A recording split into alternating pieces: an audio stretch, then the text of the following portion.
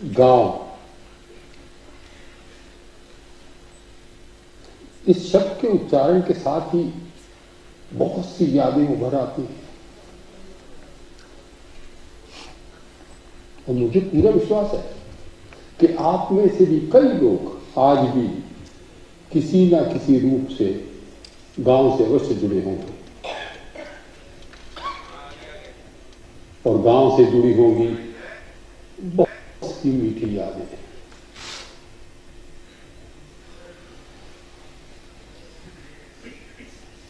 कई वर्ष पहले मेरा भी एक गांव था,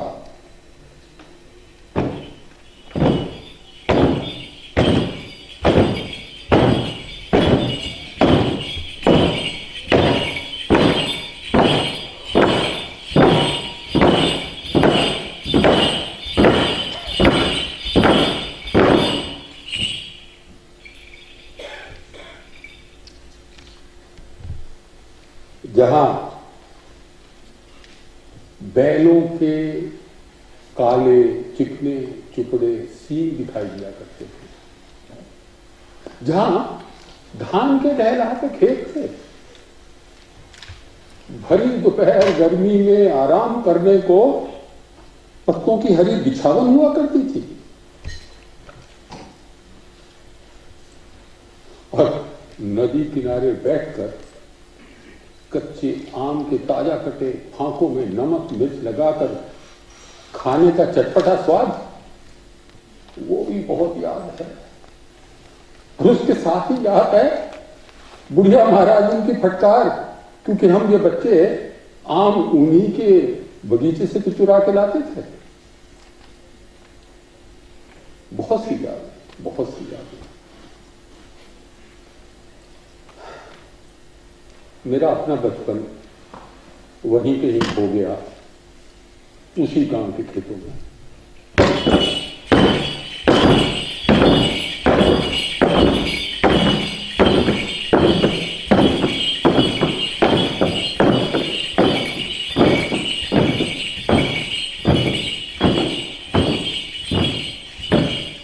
वैसे तो मेरा जन्म एक ब्राह्मण परिवार में हुआ था,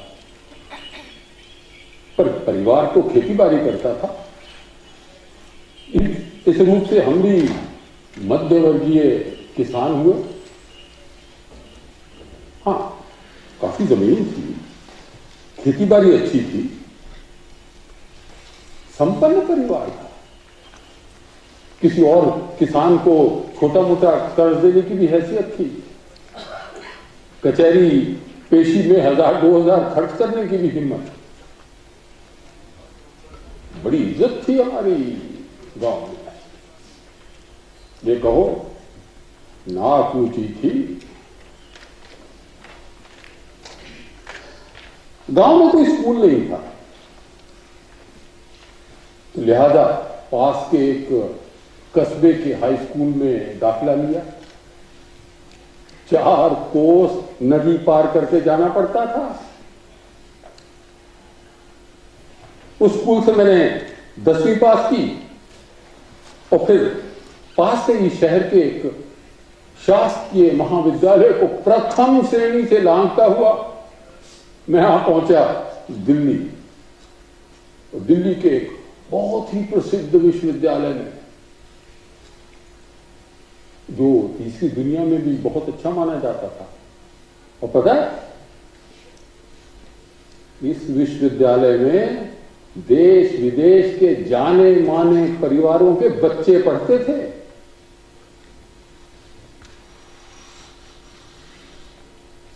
यहां के विद्यार्थियों की सभ्यता, बोलचाल, व्यवहार सब कुछ बहुत निराला था, बहुत निराला। और खासतौर पे हम जैसे बच्चों को, जो छोटे शहरों या गांव से आए थे, एक तरीके से विचलित भी करता था। यहां के बच्चे बड़े खास लगते थे। क्या कहूं, जरा हटके, हाँ थोड़े कोमल थे, अजी साहब कितना खुल के हंसते, और जो हंसते तो ऐसे लगता जैसे चारों ओर खुशी का उजाला फैल गया हो। जिनकी खुशी के आगे मुझे अपने गांव वालों की खुशी, हंसी बहुत उदास, बहुत फीकी लगती थी।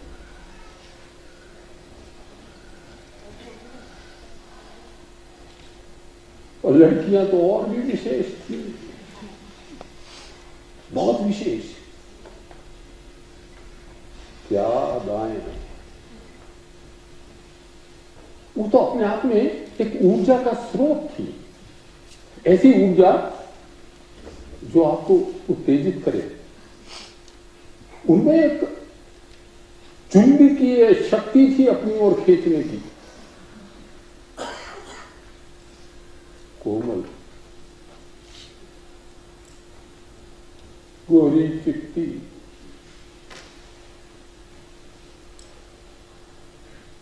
आकर्षक वेशभूषा, मस्ती भरा आचरण, कोयल की सी मीठी आवाज, मन को गुदगुदा देने वाली एक मादक हंसी।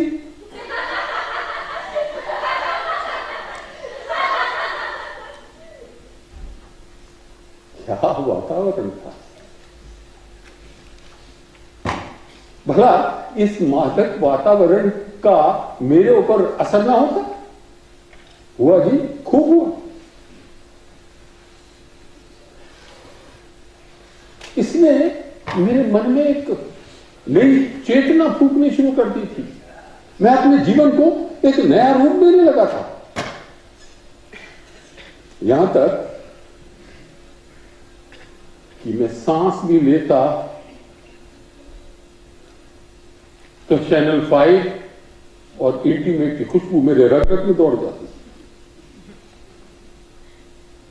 हाँ, एक बात और, इस खुशबू में कॉन्वेंट के पसीने की एक अनजानी पर उत्तेजित करने वाली गंध भी मिली होती। कितना प्यारा वातावरण, आनंद आना चाहिए था ना मुझे, आया भी, लेकिन इसके साथ ही एक विडंबना। इन सुखद और उत्तेजित करने वाली अनुभूतियों के साथ ही मेरे मन में एक रोष और चिढ़ ने भी घर बनाना शुरू कर दिया था।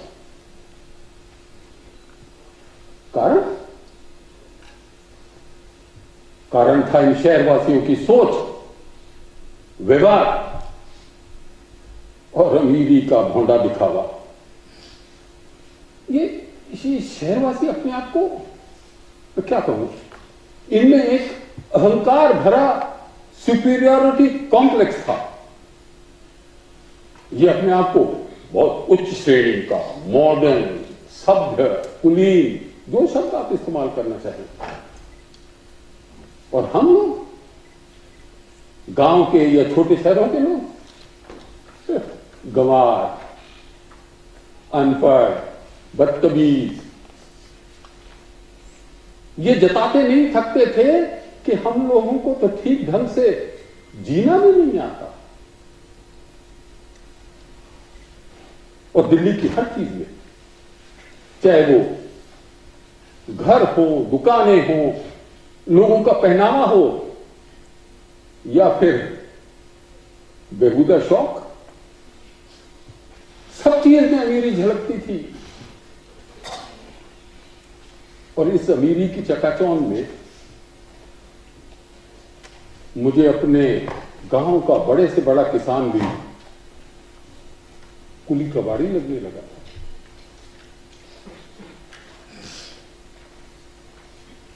जीवन स्तर, रहन सहन, इसके अंतर ने मुझे कचोटना शुरू कर दिया था। और शायद मेरे मन में भी एक हीन भावना उपजने लगी थी कि मैं यहां के काबिल नहीं? मुझे कुछ ऐसा लगने लगा था कि मेरे व्यक्तित्व से मेरे गांव का मटेलापन कभी छूट नहीं सकता।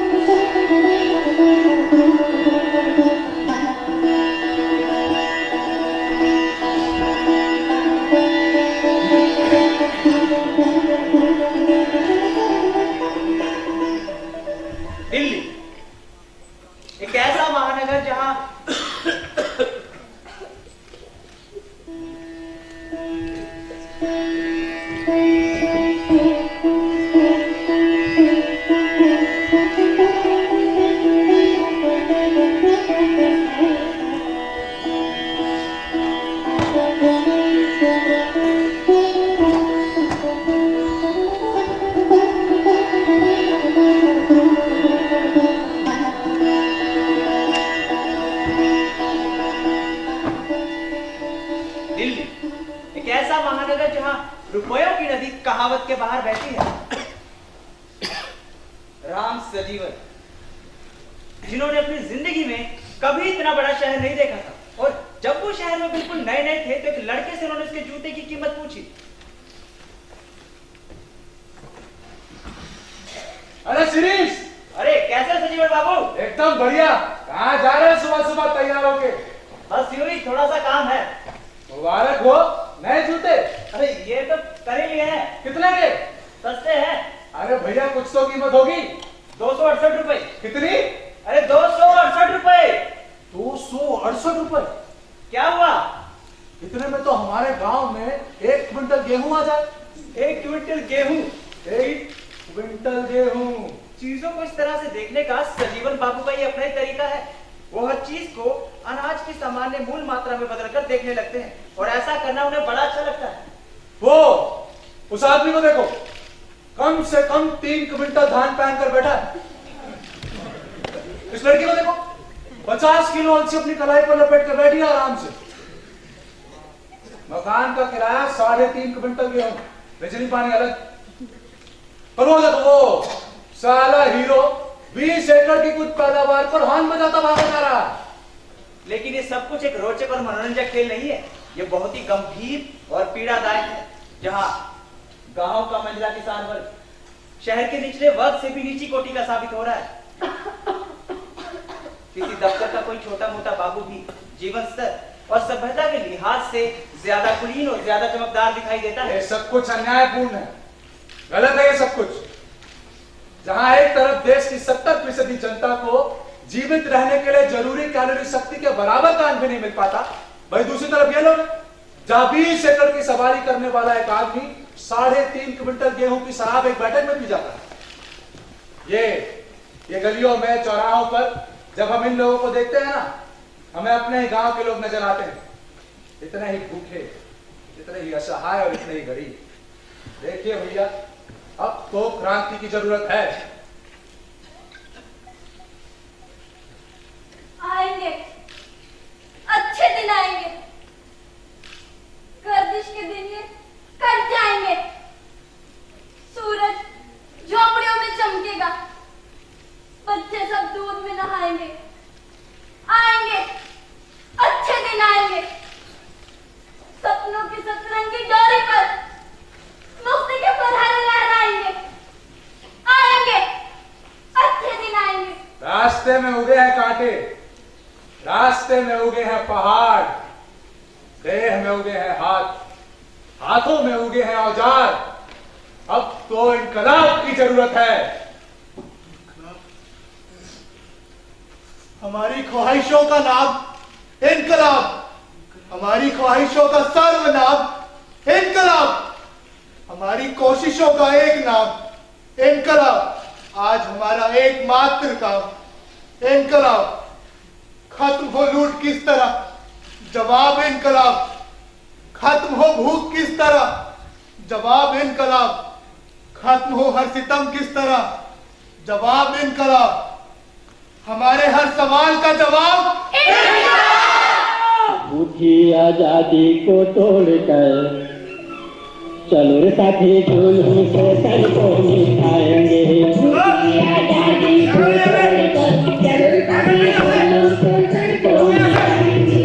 उठी आजादी को तोड़कर चलो रे साथी जुल्म से सर को मिटाएंगे।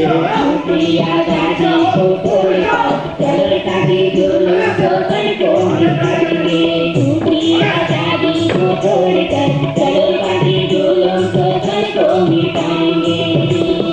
गोरा अंग्रेज गया नेता दलाल बन के भारत को बेच खाया। नेता दलाल बन के भारत को बेच खाया। नेता दलाल बन के भारत बेच खाया। टोक गया ओट आया टोपी साथे दिलाया। गरीबों को चूस कर अपना महल बनाया। गरीबों को चूस कर अपना महल बनाया। गरीबों को चूस कर अपना महल बनाया। लूट वही जुल्म वही शोषण अत्याचार वही, उन्हीं को बदला नहीं तब तक चाहते आएंगे। उठी आजादी को छोड़कर चलो साथी जुल्म से सर को मिटाएंगे। उठी आजादी को छोड़कर। ये उन्हीं दिनों की बात है जब बंगाल के उत्तर पूर्वी इलाके, दक्षिण के आंध्र प्रदेश और बिहार यूपी के भोजपुर इलाकों के भूमिहीन और छोटे किसानों ने मिलकर आंदोलन छेड़ दिया।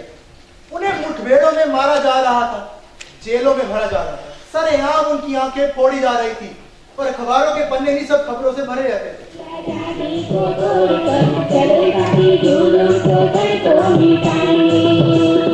भाषण ही भाषण है, कोरा आश्वासन है, मेहनत काशों के लिए यही सिर्फ आसन है। मेहनत काशों के लिए यही सिर्फ आसन है। मेहनत काशों के लिए यही सिर्फ आसन है। काम है आराम नहीं, मेहनत का दाम नहीं, जेल गोली लाठी का यही सिर्फ शासन है। जेल गोली लाठी का यही सिर्फ शासन है। जेल गोली लाठी का यही सिर्फ शासन है।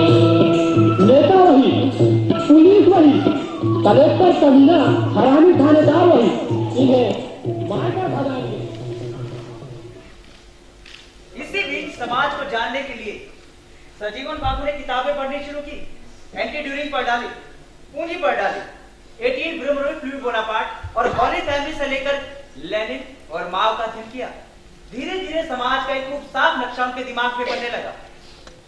नील कारखानों में, खेत खलिहानों में हम मेहनत करके लोग पसीना बहाते हैं। गांव छोड़े 10 साल हो गए। फेलोशिप मिलती थी इसीलिए कभी गांव जाने की जरूरत महसूस नहीं। बस गांव के लोगों के ठोस और कठोर चेहरे अभूत हो गए। खेत गायब हुए, चीजों को गले में बदलकर देखने का उनका वो पुराना किसानी डर जाने कहां बिछड़ गए। हलवाइयों के पसीने की जानी पहचानी गंध, बकरियों की गू के साथ ना जाने कहां खो गई। उनके दिमाग में समाज की बढ़िया बनावट तो साफ थी, लेकिन लोगों के चेहरे गायब हो चुके थे। विश्वविद्यालय का हॉस्टल था जहां सजीवन बाबू रहते थे।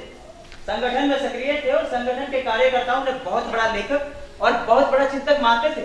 इसी बीच फेलोशिप की मियाद पूरी हो जाने के कारण आर्थिक अड़ंगा पैदा होने लगा। जितना ही आर्थिक अड़ंगा बढ़ता, वे अपने को लोगों के करीब पाते। वे परिश्रम तो नहीं करते थे, लेकिन हाँ, परिश्रम करने वालों के बारे में लिखते जरूर थे। आवड़ा उठाते हैं हम तो मिट्टी भी सोना बन जाती। हम छेनी और हथौड़े से कुछ ऐसा कमाल करते हैं कि बिजली पानी से बन जाती। बिजली से हवा, रोशनी और दूरी पर काबू करते। हमने औजार उठाए तो इंसान उठा, झुक गए पहाड़ हमारे कदमों के आगे। हमने आजादी की बुनियाद रखी।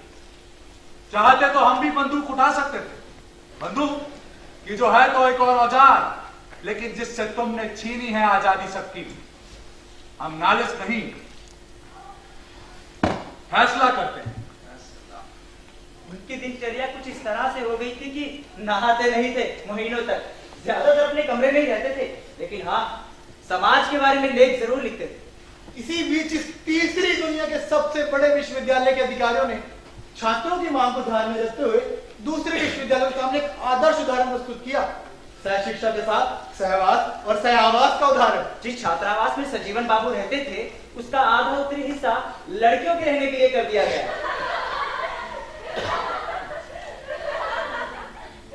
छात्रावास को अंग्रेजी के एच के आकार का कर दिया गया। दक्षिण के हिस्से में लड़कों की 3 मंजिला इमारत थी और उत्तर की डंडी पर रहती थी लड़कियां। और इन दोनों हॉस्टलों को बीच में जोड़ता था मेस, जहां लड़के लड़कियां एक साथ ब्रेकफास्ट, लंच, डिनर साथ करते थे। इसी प्रकार बैलगाड़ियों और 80% भुखड़ों के देश में ये शिक्षण संस्थान इंग्लैंड के किसी विश्वविद्यालय की तरह सह शिक्षा, सह आवास, सह भोज के हवाई मार्ग पर उठ पड़ा।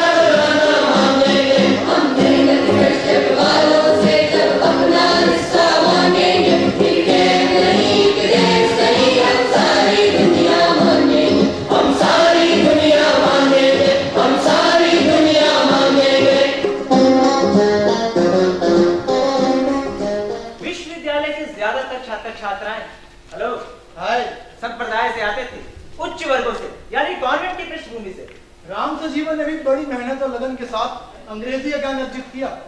वे समझते खूब थे, लेकिन बोलने में तो खास बिहारी जैसा आड़े आ जाता था। Good evening Sanjeevan Babu. Very good evening. फिर भी उन्हें कभी कभी लगता कि कुछ विशेष संदर्भों में संस्कार चेतना से ज्यादा शरीर को पकड़ते। उनकी चेतना पेप्सी या स्लाइस की होती, लेकिन जी कड़िया दाल की मांग करती। एच की दक्षिणी डंडी की सबसे ऊपरी मंजिल कमरा नंबर 308 से रामसजीवन निकले। सुरबा किसान के लड़ैया, चल तू लड़े बदल भैया। जब तक सुतब मूंद के नैनबा, जब तक धोब सुख के सपनवा, फूटा ही ललकी किरनिया, चल तू लड़े बदल। एच की उत्तरी डंडी में वो लड़की भी अपनी बालकनी से बाहर निकली। आंखें बड़े अद्भुत ढंग से एक दूसरे के शरीर को सहलाते हुए मिली।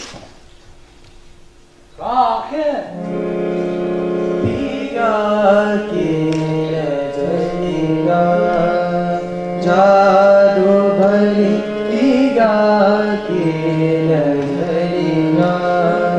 जादू भरी मोहनियो मन मोहनियो मन पिया जादू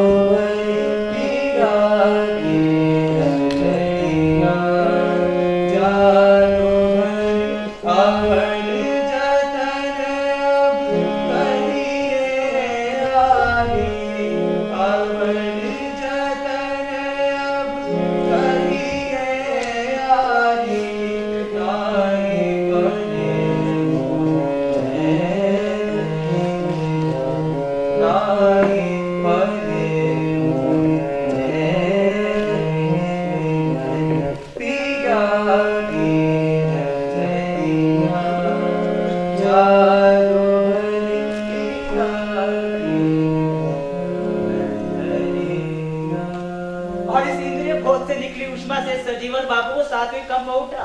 ललाहट और नासिकाग्र पर श्वेत कंठ झिलमिला उठे। ये रीतिकालीन शास्त्रीय श्रृंगार के लक्षण थे। अब मूर्छा की बात थी जिससे रामसजीवन बचे। इसी बीच लड़की कुछ देर बालकनी में रहने के बाद अपने कमरे में वापस चली गई। सजीवन बाबू ने पीछे पलटकर देखा तो नहीं, लेकिन हाँ, उस लड़की की मौजूदगी को कभी अपनी कनपटी पर और कभी अपनी पीठ पर महसूस करने लगे। थोड़ी देर बाद वो लड़की फिर बालकनी में निकल आई। राम से जीवन समुचित एकाग्रता के साथ इस लड़की को ताक रहे थे।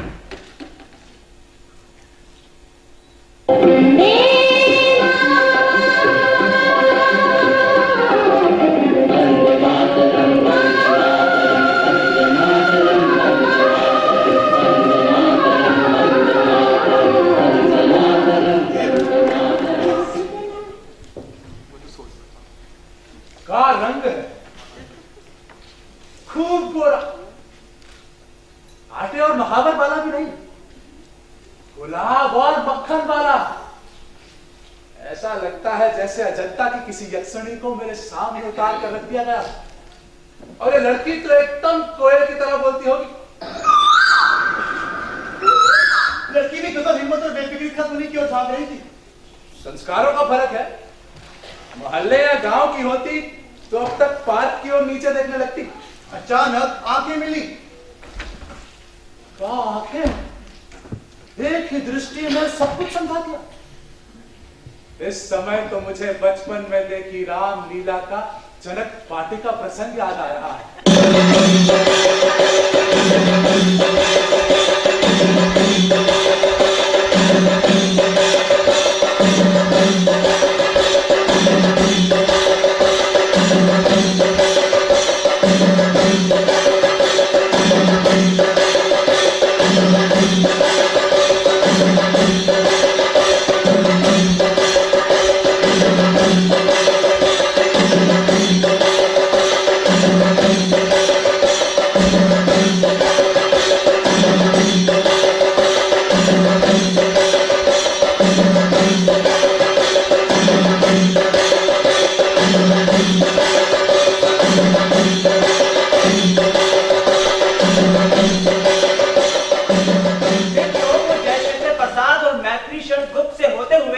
शमशेर तक पहुंचे। हाँ, तुम मुझसे प्यार करो जैसे हवाएं मेरे सीने से करती, जिनको वो गहराइयों तक दबा नहीं पाती, जैसे मछलियां लहरों से करती, जिनमें वो फंसने नहीं आती।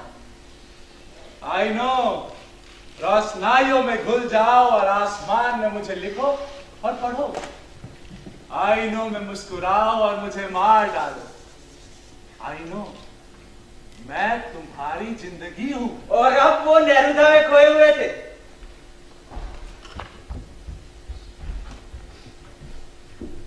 Today I can write saddest line.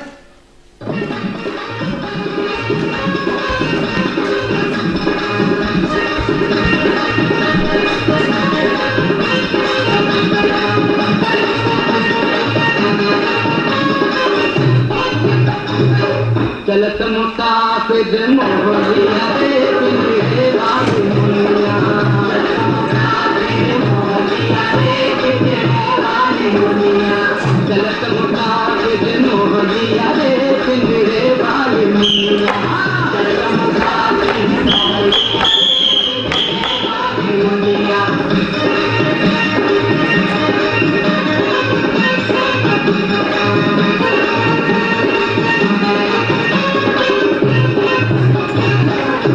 उड़ बैठी हलवैया तो कन्या, उड़ बैठी हलवैया, उड़ बैठी हलवैया तो कन्या, बर्फी के तब रस ले मेरा रे पिंजरे वाली मुनिया। राम गुरुदेव। अरे पंडित जी, आइए आइए, कैसे आना हुआ? बस यहाँ से गुजर रहे थे, सोचा आपसे मिलते चले। एक बात पूछूं क्या आपसे? आपके लिए तो बैठे हैं। वो जो कमरा नंबर 316 में लड़की रहती है, यहाँ की नहीं लगती, कुछ जानते हैं उसके बारे में? 316 में? जी। अभी बता देते हैं।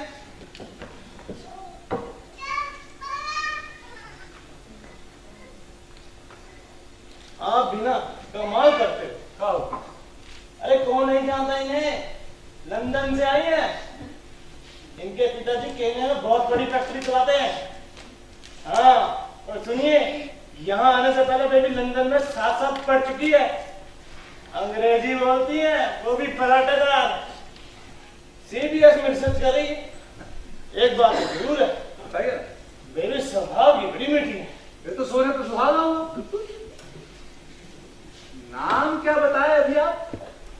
नाम तो अभी आपको बताया ही कहाँ उनका। हमें लगा आपने बता दिया, हम भूल गए।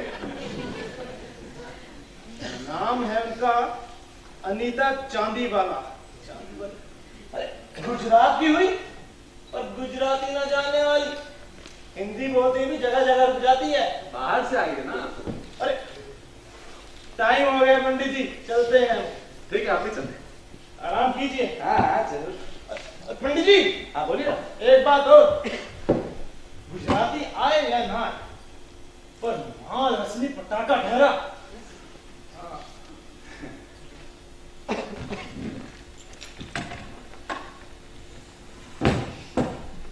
लुम्पन कहीं का। कामगार वर्ग के ऐसे लोगों में अभी वर्ग चेतना पैदा करनी बहुत जरूरी है, और इसके लिए गहरी शिक्षा की जरूरत है।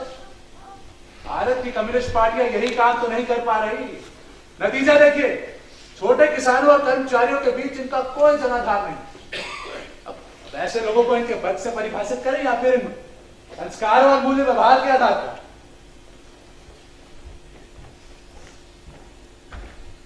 अब तो इनके दिन का ज्यादातर समय सामने वाली बालकनी को देखने में ही गुजरता और अपने भीतर इस नाम को महसूस करने लगे।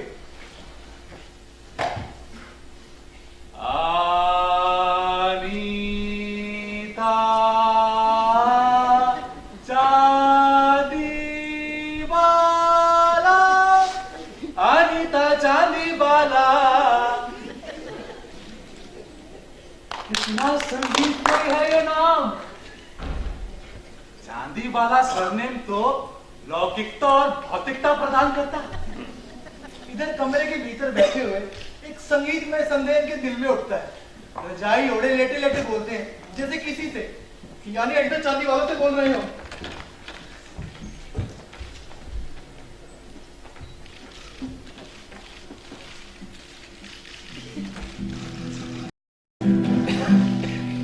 अन्नी, यूलिसिस कैसी लगी?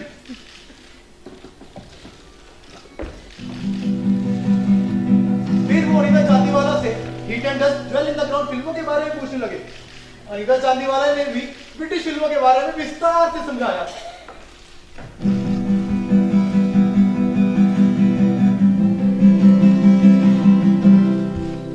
इंग्लैंड के लोग अपने साम्राज्यवादी अतीत से बेतहाशा प्यार करते हैं। अंगूठे जैसे सिकुड़ जाने के बावजूद अपने देश को ग्रेट ब्रिटेन बताते हैं, और भारत के इतिहास को तोड़ मरोड़ कर बताते हैं। Exactly. For example, the latest film in the process of production, Transfer of Power, it shows that the very concept of Indian dominant status of Indian Republic was not demanded by the nationalists like Nehru, Patel, etc., etc. But yeah, it was a suggestion given by the last viceroy of India, Mountbatten.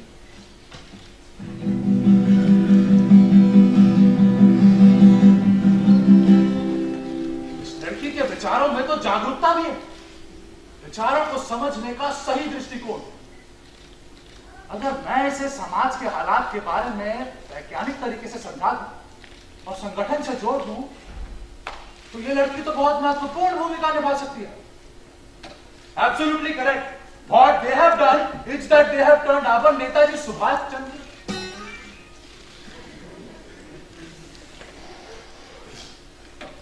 What? No. What?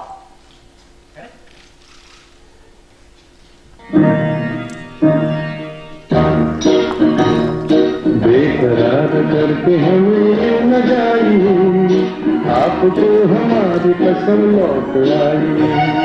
बेकरार करके हमें न जाइए, आपको हमारी कसम लौट आई।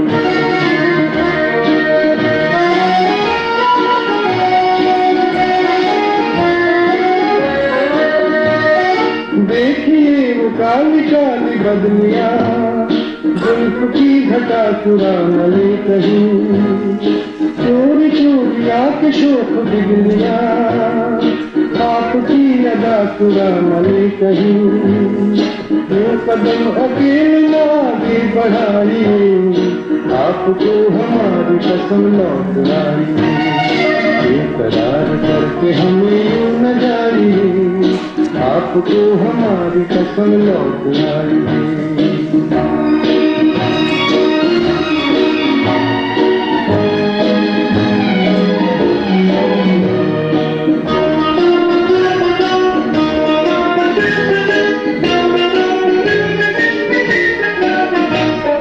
देखिए गुलाब की वो डालियां बढ़ के चूम ले नया तुझे कदम देखिए गुलाब की वो डालियां बढ़ के चूम ले नया तुझे कदम खोए खोए भंवर भी है बाग में कोई आपको बना न ले सनम बहकी नजरों से खुद को बचाइए आपको हमारी कसम लौट आई बेकरार करके हमें न जाइए आपको हमारी कसम लौट आई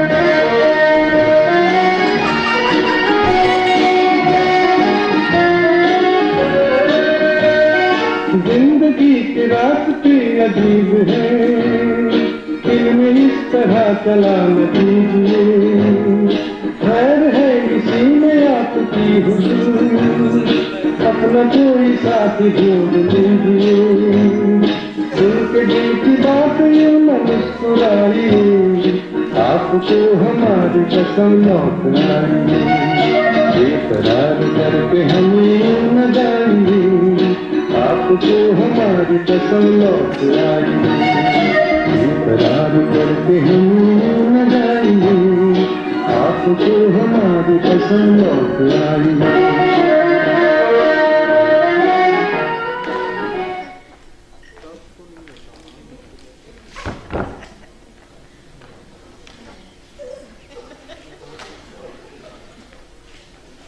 वॉट को भाट पर गहरी दुलानी हुई फिर तो भैया इन्होंने निर्णय कर लिया कि अपनी अंग्रेजी पर टाट पट्टी स्कूल की परछाई तक नहीं पढ़ने देंगे और एक दिन अंतिम निर्णय लेकर कहा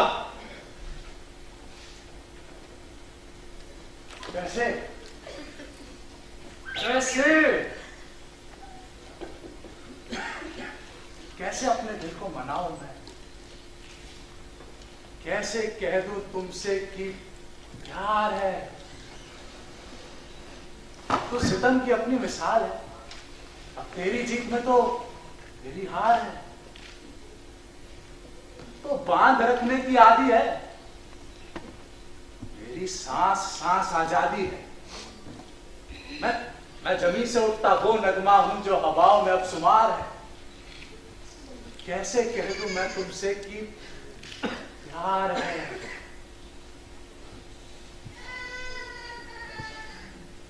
अनु आई लव यू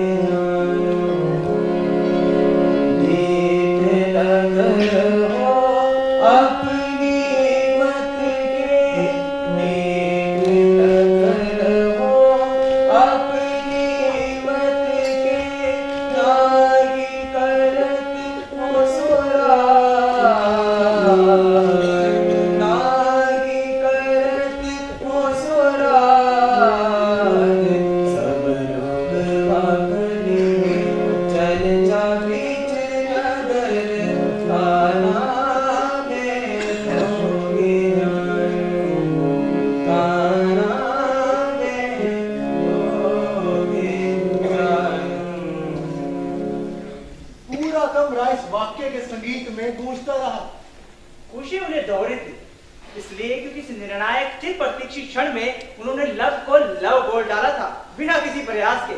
और ये कमाल था, उन्होंने देहाती निम्न मध्यवर्गीय हीन भावना को एक जोरदार पटकनी दे दी थी और वो चारों खाने चित पड़े घर आ रही थी। एक बार राम सजीवन को अनुभव हुआ कि वो लड़की बड़ी देर से बालकनी में खड़ी है और उन्हीं की प्रतीक्षा में है। उन्हें ऐसा लगा जैसे उस लड़की ने उनकी मौजूदगी को आत्मीयता और मौन कृतज्ञता के साथ अपना लिया हो। कहने की कोई और जरूरत नहीं थी। ये वही क्षण था जब भाषा व्यर्थ और बेकार लगने लगती है और मौन मधुर लगने लगता है। फिर तो उनके दिमाग में हीरानंद सचिदानंद वात्सल्य की पंक्तियां गूंजने लगी। मौन ही भाषा है।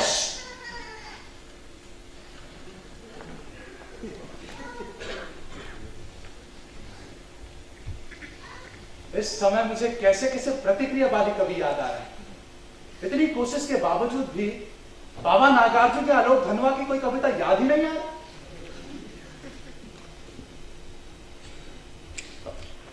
मुझे क्रांतिकारी प्रेम कविताओं के लिए विदेशी क्रांतिकारियों का मोहताज होना पड़ रहा।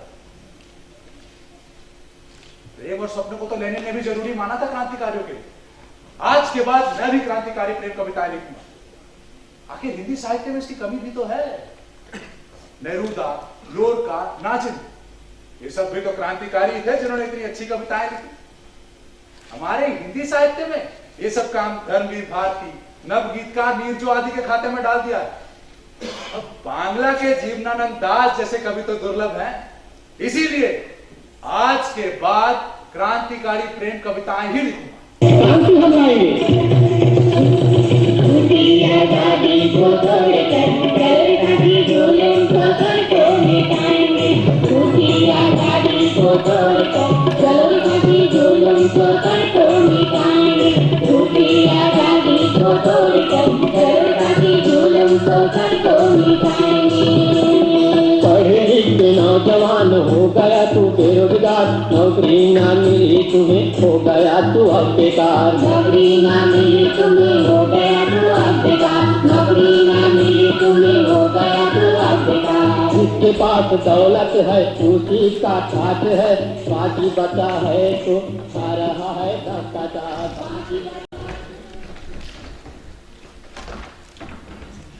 अरे सीरीज क्या हुआ? तुम्हें पता है सजीवन बाबू अपने कमरे से महीने तक बाहर क्यों नहीं निकलते? क्यों नहीं निकलते भाई? तुम पीछे है, किसी कमरे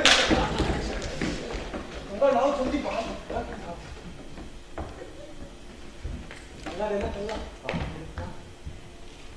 आप नहीं जाएंगे? नवीन, नवीन, ला रहे तुम्हें चाहिए ना। तुम भी हो लिए के साथ ताजी हवा फेंक पड़ी है। तुमसे बात करनी थी बहुत जरूरी। कहा था तुम? कीजिए ना। अनीता के बारे में। बोलिए बोलिए। मुझे लगता है कि वो चाहती है मैं कुछ कहूं। तो कहिए भाई। पता नहीं तुम इसे समझ पाओगे या नहीं। ये एक अनोखे किस्म का प्रेम है। अभी तक हमने एक दूसरे से बात तक नहीं, एक वाक्य भी नहीं बोला, लेकिन फिर भी हम उस स्टेज तक पहुंच चुके हैं जहां पे अमूमन साधारण और चालू संवेदनशीलता के लोग महीनों साथ साथ रहकर घूम फिर कर पहुंचते हैं। वो वहां खड़ी रहती है चुपचाप, हम यहां खड़े रहते हैं खामोश। हम दोनों एक दूसरे की मौजूदगी को फील करते हैं। पर लगता है जैसे अनीता इस संवादहीनता से उब रही है। अब उसकी उम्र भी तो मेरे मुकाबले 5 या 6 साल कम है, और इतने दिन भी तो हो गए। एक दोहराव, एक मोनोटोनी सी पैदा हो रही है। पहल करे तो कैसे कुछ समझ में आए तब ना। ये जो पहल वहल का सिलसिला है, ये तो असल बम्बैया फिल्मों में होता है। अरे संजीवन बाबू रुके। लड़की आएगी, क्या बोल रहे थे? इसीलिए हम इन कमर्शियल फिल्मों को यथार्थ विरोधी मानते हैं। इन्होंने इतनी खराब इमेज बना रखी है इस संसार में कि कोई भी मध्यवर्गीय छोकरा निकल पड़ता है घर से कंगी बंगी करके, सोचता है कि कोई भी लड़की उसे देखेगी और उस पर मर पिटेगी और वो उसे पटा लेगा। ऐसा होता थोड़ी है। मामला बड़े क्रिटिकल जंक्शन तक पहुंच गया है सजीवन बाबू। आप बताएं सीरीज बाबू। एक विशेष परिवर्तन और महसूस कर रहे हैं आजकल। वो क्या? आजकल अनीता इतना स्लीवलेस पहनती है कि बाजुओं का ही नहीं, अगल बगल का काफी हिस्सा खुला रह जाता है। और आज से गजब हो गया, वो जो हरे रंग का टॉप पहन रखा था ना उसने, उसका गला इतना खुला था कि मॉडर्न से मॉडर्न लड़की में मुकाबला न कर पाती। तो भाई जी तो सरासर बेशर्मी हुई ना।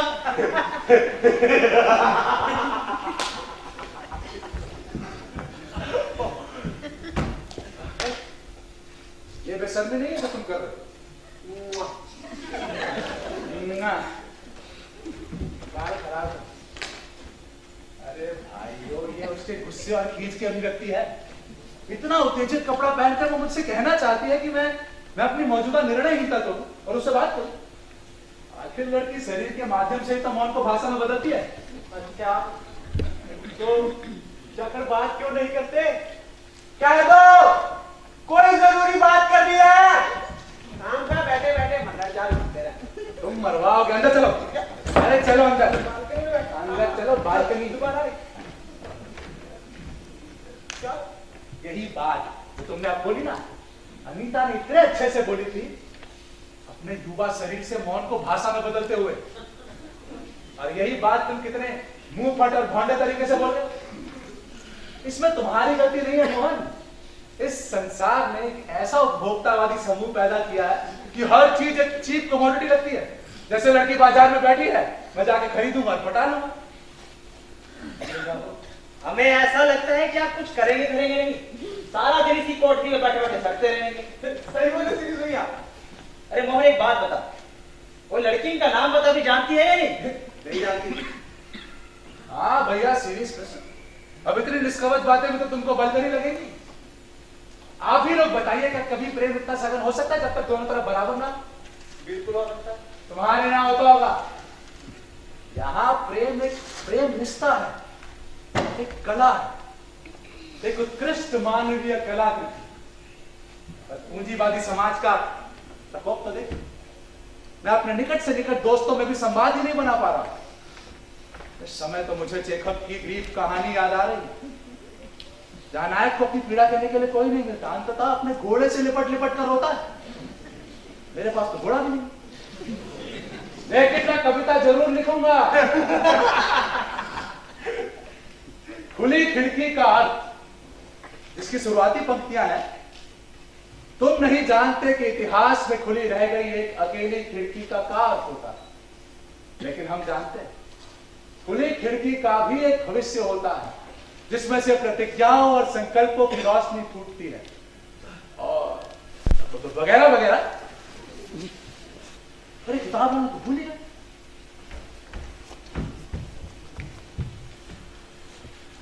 अरे कल्याण बाबू, जरा चप्पल दीजिएगा, अभी अपनी खरीद लीजिए। चुप कीजिए। अब आते हम, जल्दी आइएगा। हाँ आते हैं।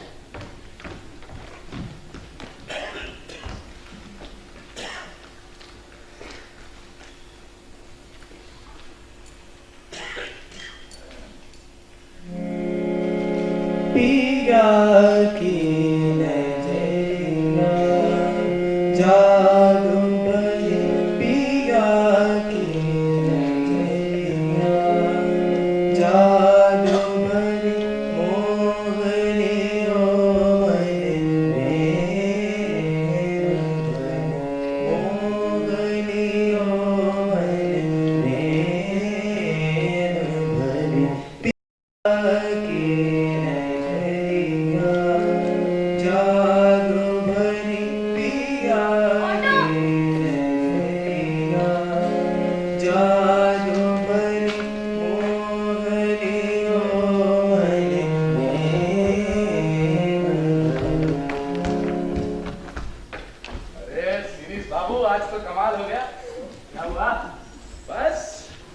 समझ लो कि जीवन का वो मोड़ है जहां से जिंदगी नए सिरे से शुरू होती है।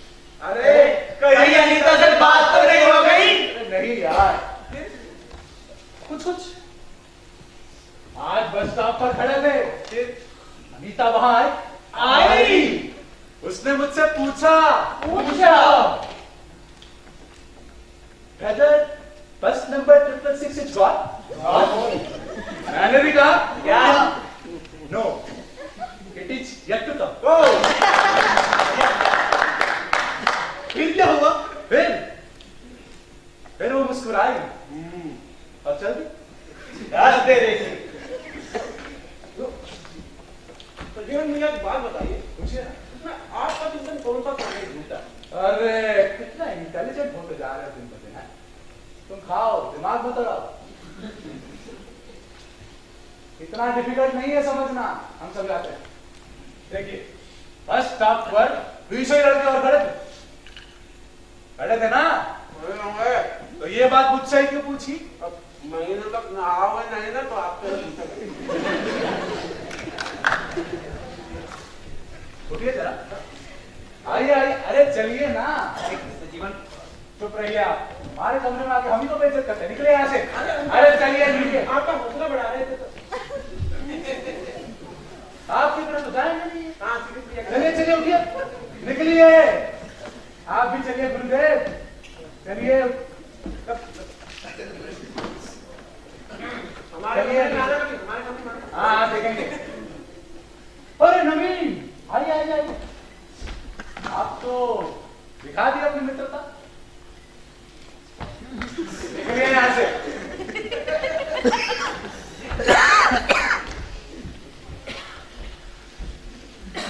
हम सारा बना के रखे हमारे। और रुकिए, लौटा है किताब। लौटा दीजिएगा टाइम से। अब अपनी किताब लौटानी पड़ेगी। नवीन ढोंडिया।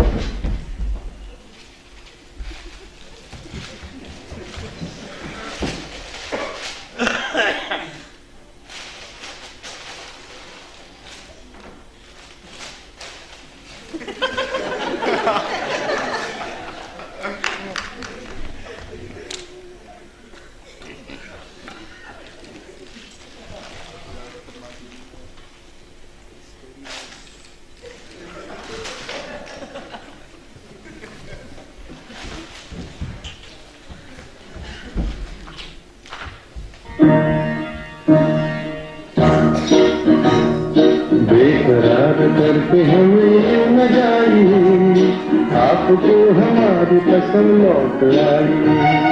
बेकरार करके हमें न जाइए, आपको हमारी कसम लौट आई।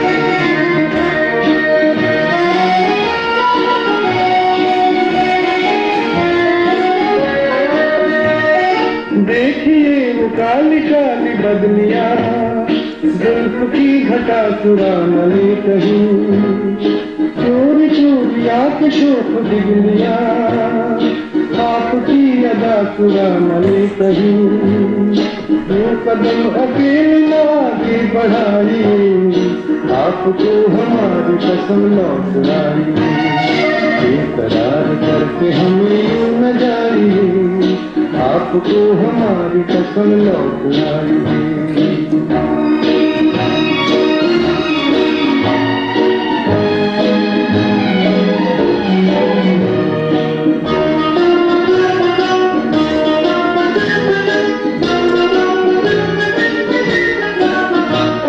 देखिए गुलाब की वो डालियां, बढ़ के चूम ले नया तुझे कदम। देखिए गुलाब की वो डालियां, बढ़ के चूम ले नया तुझे कदम। खोए खोए भंवर भी है बाग में, कोई आपको बना न ले सनम। बहती नजर तुझको बचाई, आपको हमारी कसम लौट आई। बेकरार करके हमें न जाइए, आपको हमारी कसम लौट आई।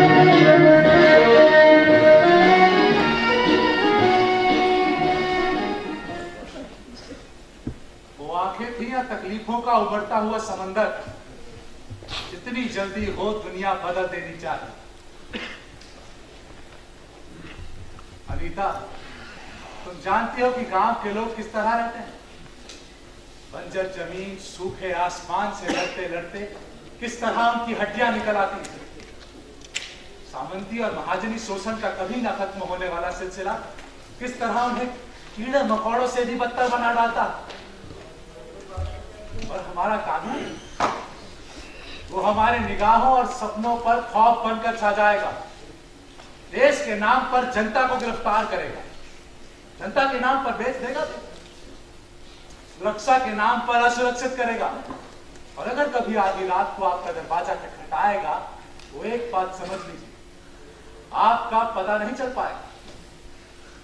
खबरों से तो उसे मुठभेड़ कहा जाएगा, पैदा होकर मलकियत की कोख से संसद में बहसा भी जाएगा, लेकिन झूठ की सुनहली पॉलिश पोते तब तक कचहरियों में चलाया जाएगा जब तक तमाम ताकतों से तोड़ा नहीं जाएगा कानून। हर एक बात पे कहते हो तुम कि तू क्या है, तुम ही कहो कि ये अंदाज़े गुफ्तगू क्या है। रगों में दौड़ते फिरने से हम नहीं कायल, जब आँख ही से न टपका तो फिर लहू क्या है।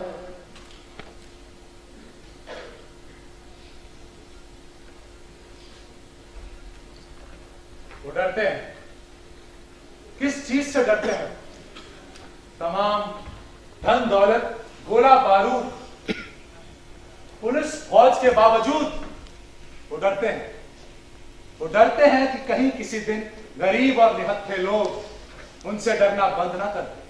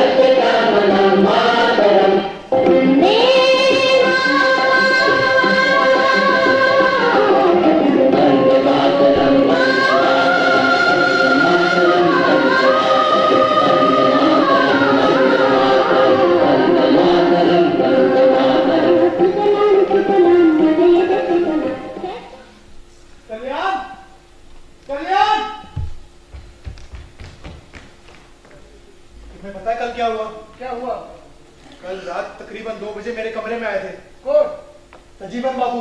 सजीवन बाबू? हाँ, उनका कुर्ता फटा हुआ, मैला कुचैला, आंखें उनकी लाल, मुंह से लाल गिर रही थी।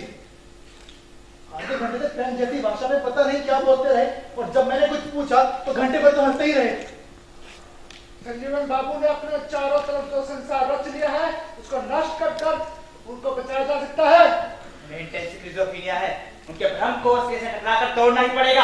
हम कोई दया नहीं करेंगे। उठिए सजीवन बाबू, उठिए, होश में आइए। जिस लड़की से आप प्यार करते हैं ना, उसको अभी तक आपका नाम तक नहीं मालूम।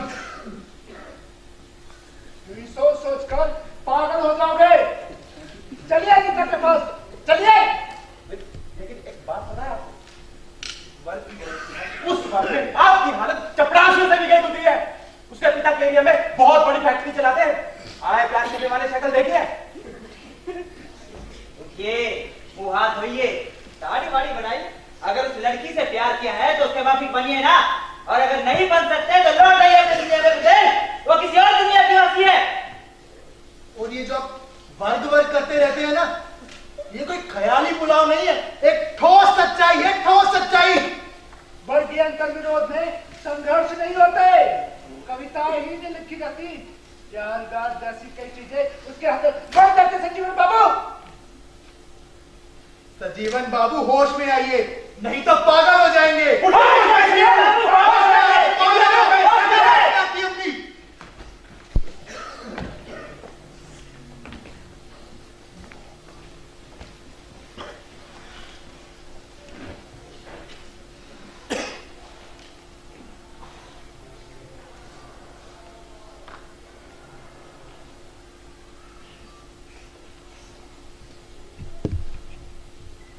हम ना थे, तुम ना थे, एक नगमा था पहलू में बजता हुआ, एक समंदर था सहरा में उमड़ता हुआ, बेखुदी थी जो खुद में ही खोई सी, एक छीना सा पर्दा था, एक छीना सा पर्दा था, पर्दा गिरा, आंखें खुली, खुद के सूखे हलक में कसक सी उठी, प्यार जोरों से महसूस होने लगी।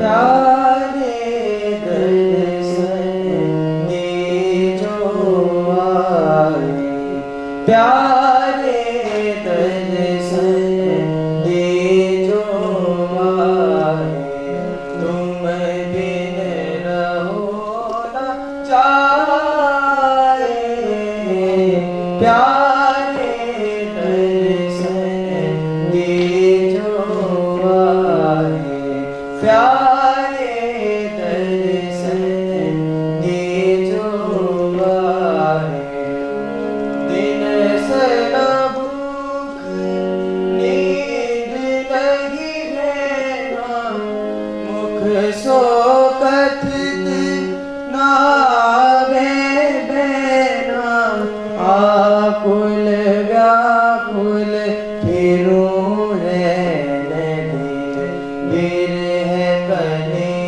जो खाए, प्यारे दर्शन दे जो आए, दिन सना भूख नींद नहीं रहना, मुख शोकत नावे बहना,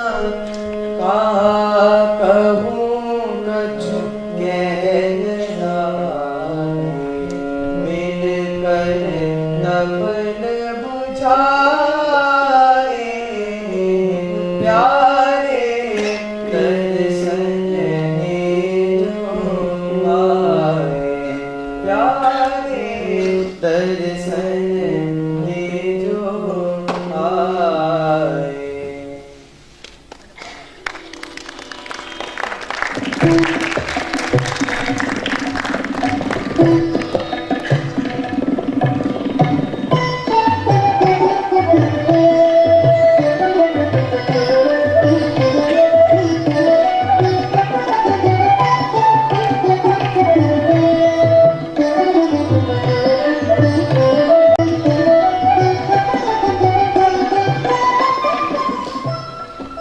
क्या हम अंदर आ सकते हैं? हाँ हाँ आइए।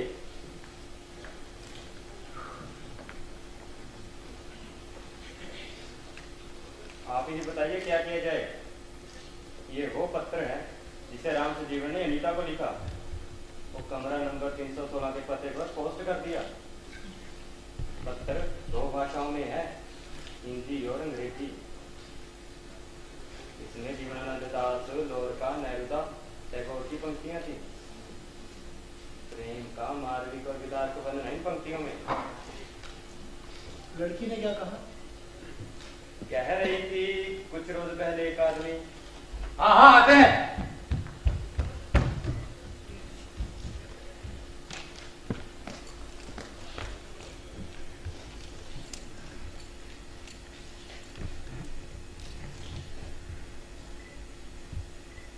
Excuse me, has the bus number 666 gone? Bus number 666. Are the bus number 666 gone? No, it is yet to come. Thank you.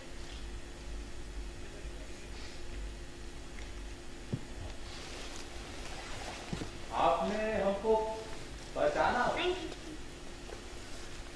वो ऊपर बालकनी में बिल्कुल सामने वो बालकनी Auto!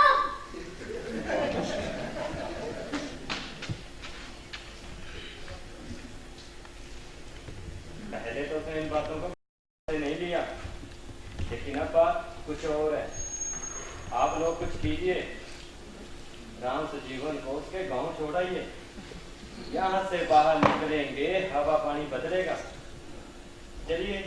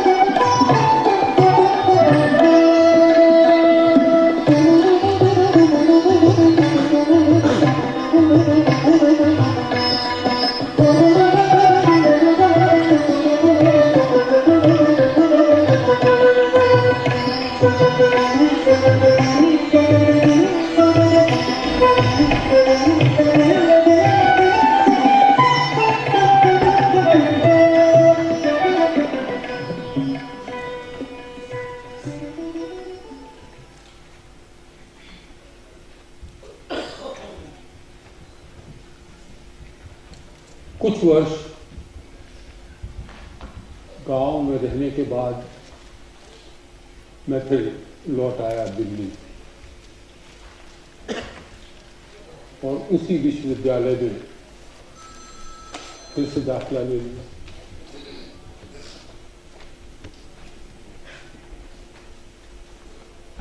इसमें अनीता चांदीवाला अपना रिसर्च खत्म करके केन्या वापस जा लौटती थी। कल्याण को भी एक उप संपादक की अच्छी सी नौकरी मिल गई एक समाचार पत्र में और वो कलकत्ता जा बसा। नवीन ढोंडियाल को भी असम के चाय बागान में बहुत बढ़िया सी नौकरी मिल गई और वो भी गुवाहाटी चला गया।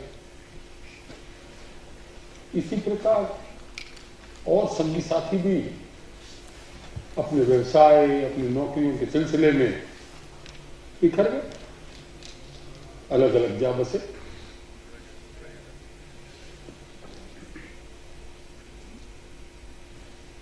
ये जानते हुए भी कि अनीता तो अपने देश वापस लौट चुकी है, ना जाने क्यों मेरे मन में एक भ्रम था कि नहीं, वो तो अभी भी यही है, अभी भी उसी बालकनी में खड़ी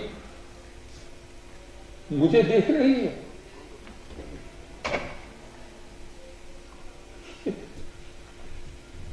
ये कैसा छलावा था? यथार्थ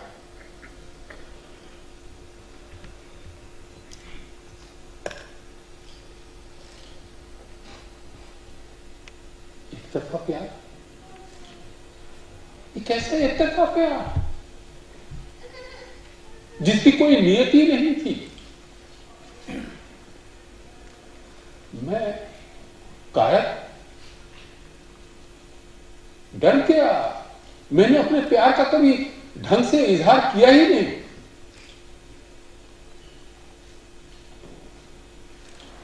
और शायद वो डर भी ठीक था। अपने मन में मुझे ये डर था कि मैं उसके काबिल नहीं, मैं उसके समाज का हिस्सा नहीं बन सकता। और फिर भी अपने आप को मैं छल रहा था कि नहीं, मैं तो उसको प्यार करता हूं।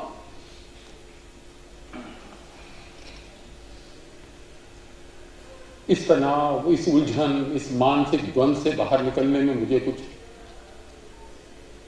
समय लगा। मनस्थिति ठीक हुई, पर इसी बीच मेरे मन में एक दूसरे द्वंद में घर बना लिया था।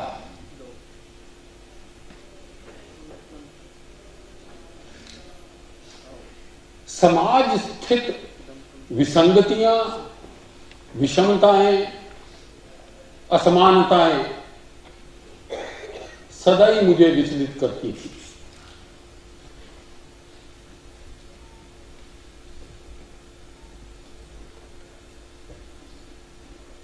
अनपढ़ गवार,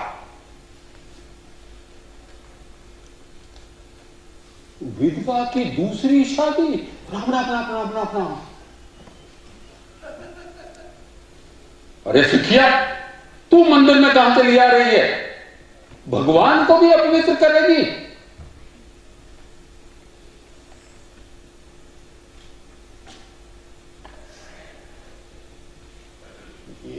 ये छोटे आदमी, they don't know how to behave। ऐसी बातें अक्सर सुनने को मिलती थी।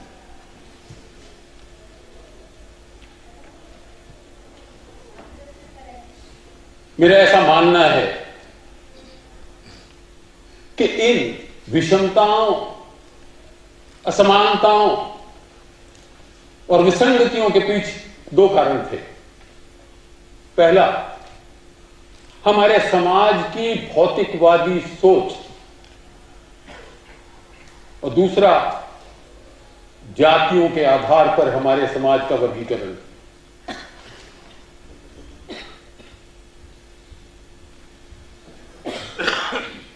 हम डंका को पीटते हैं, दुनिया भर में पीटते हैं डंका अध्यात्मवाद का। हम दोगले हैं, झूठे हैं, हम पुजारी हैं भौतिकवाद, पूंजीवाद के। अरे हमने पैसे को भगवान का रूप दे दिया है। आदमी अमीर हो जाए तो वो श्रेष्ठ हो जाता है, कुलीन हो जाता है, सब सारी अच्छाइयां उसमें आ जाती है, सारे गुण उसमें आ जाते हैं। और समाज ये भूल जाता है या नजरअंदाज कर देता है कि उसने ये पैसा कमाया कैसे।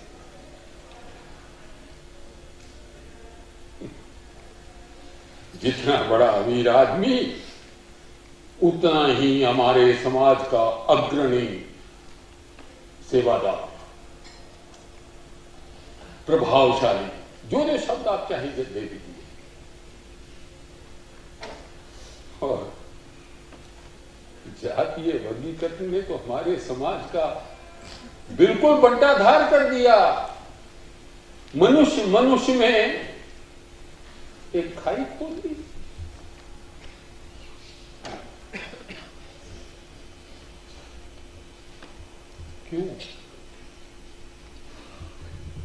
क्यों और कब हुआ ये हमारे समाज का वर्गीकरण?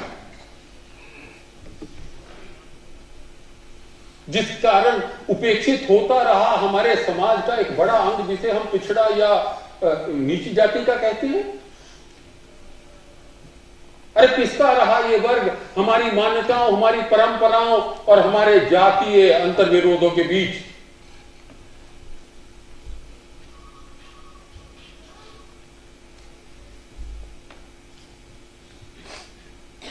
क्या है इसका निदान? इस मानसिक द्वंद ने मुझे धीरे धीरे ला जोड़ा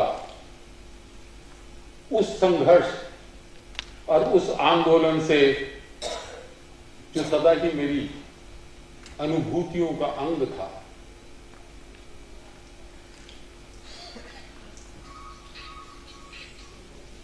सामाजिक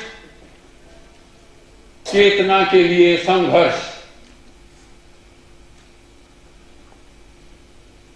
सामाजिक क्रांति के लिए आंदोलन।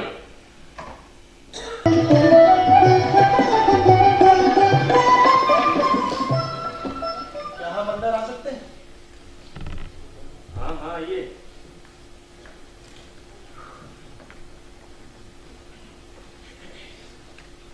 आप ही बताइए क्या किया जाए। ये वो पत्र है जिसे राम से जीवन ने अनीता को लिखा। वो कमरा नंबर 316 के पते पर पोस्ट कर दिया। पत्र 2 भाषाओं में है, हिंदी और अंग्रेजी। इसमें जीवनानंद दास, लोरका, नेरुदा, टैगोर की पंक्तियां थी। प्रेम का मार्मिक और विदारक वर्णन इन पंक्तियों में। लड़की ने क्या कहा? कह रही थी कुछ रोज पहले एक आदमी। हाँ हाँ आते हैं।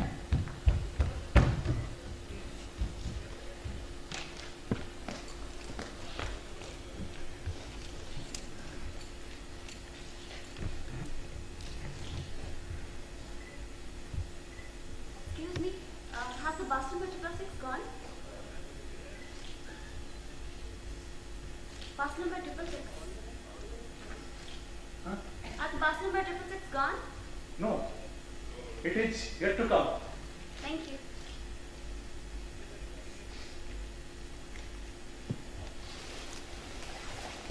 आपने हमको पहचाना? Thank you.